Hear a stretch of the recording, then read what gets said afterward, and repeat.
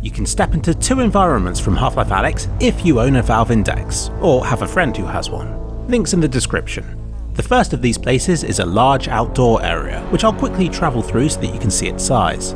Now I am trying to keep my head as steady as possible, but it always looks shakier when it's viewed on a screen, so for that I'm sorry. These environments are kind of big news. We can now explore environments from the game and discover for ourselves what the graphics will be like. Valve do say that the rendering technology in SteamVR's environments isn't quite the same as the game will be. In this demo you can't interact with as much stuff and they don't have quite as much fidelity as the actual game. But I think what we're seeing here is going to be similar to how it will look. There's certainly a lot of detail on display here. This environment ends in a park, which you might recognise because it's the one shown in the trailer for Half-Life Alyx. I tried to get into a similar position so I could compare the two. There are obvious differences with the distant scenery and the placement of the trees. The textures on this building are differently aligned, and I noticed here that the fade between textures looks more natural in the trailer. So while this preview isn't quite full source 2, I think the same props and textures are used. And my first impressions of this place were wow. I think VR makes things look better than if they're on a 2D screen, and seeing the quality on display in this game makes you realise the differences between indie games and a full AAA title such as this one. It's so well lit. Everywhere glows with natural and man-made lights. There's a beauty to this place that I don't feel Source 1 has ever managed to replicate, no matter how elaborately lit those places might be. And when it comes to the clutter in this world, how can I put it?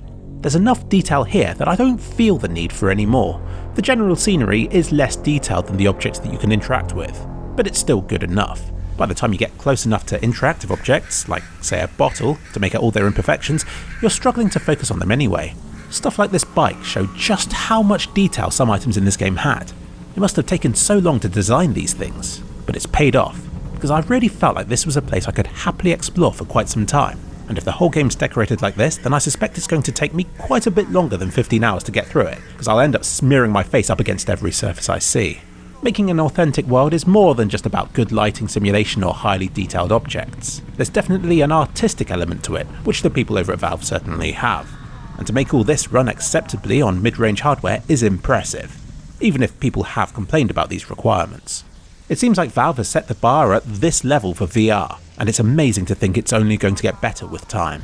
They've invested a lot of time into the sound design in this game, and it shows. Everybody's going to be most fixated on the game's graphics, but the sound played a large part in transforming these environments into real places for me. I like how they've snuck a load of sound effects from Half-Life 2 back into it, but there are new ones as well, which I think are going to become iconic, like the crows cawing and squawking just here.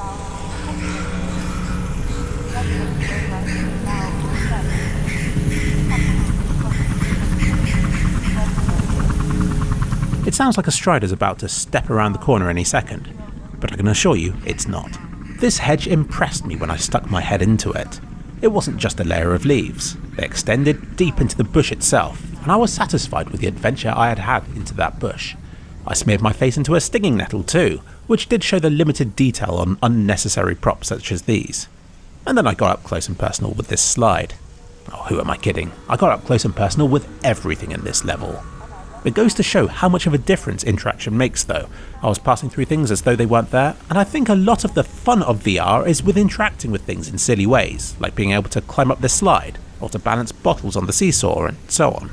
Even in this demo you can mess about with some of the props. I had good fun trying to juggle the bottles, though it's harder than in real life because you don't get the weight as feedback, and it's difficult to start off with holding 3 when you only have 2 hands in VR.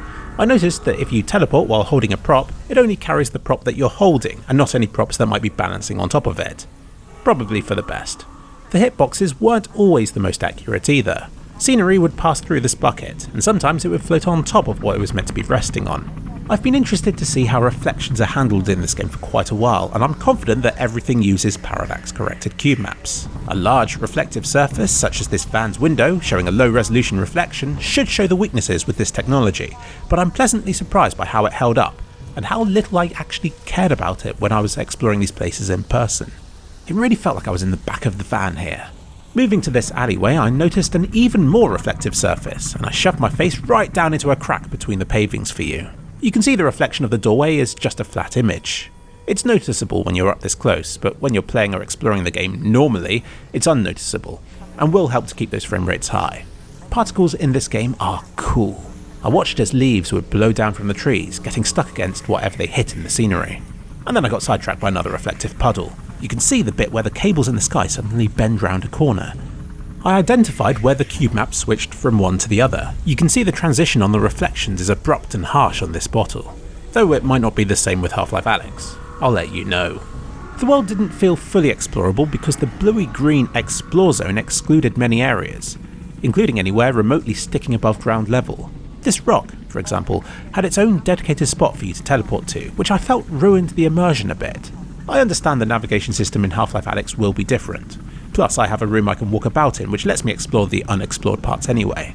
I used this to get through a wall, which immediately breaks the illusion of it being a real place because everything you're not supposed to see is invisible. You might wonder why I'm trying to escape from such a pretty looking place, but the answer to that is obvious. It's always more fun to be somewhere that you're not supposed to be. Plus it feels like you might discover some awesome Easter egg that they've left there just in case you tried escaping. I didn't find any, though I did float through a lower quality car model and sat at an imaginary bus stop for a while. And I found this beautifully reflective window that was reflecting a see-through house. And last I wanted to get a good look at the Citadel, which I could do by abusing my walkable space and by rotating my view continuously so it let me walk as far as I wanted in any direction. It wasn't long before the environment started to break, but I pushed on, and was surprised by just how much detail is used, even far beyond the playable area. There's a lovely misty, smoggy effect used here. You can see it's totally 2D, which let me walk straight through it for a better look at the Citadel.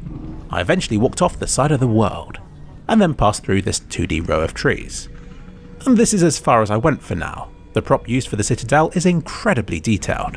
The cables sway, bits float about, and at one point I noticed it all snapping back to the beginning of the animation again. And this was it for this one. If you have any questions about this place, then I'll do my best to answer them.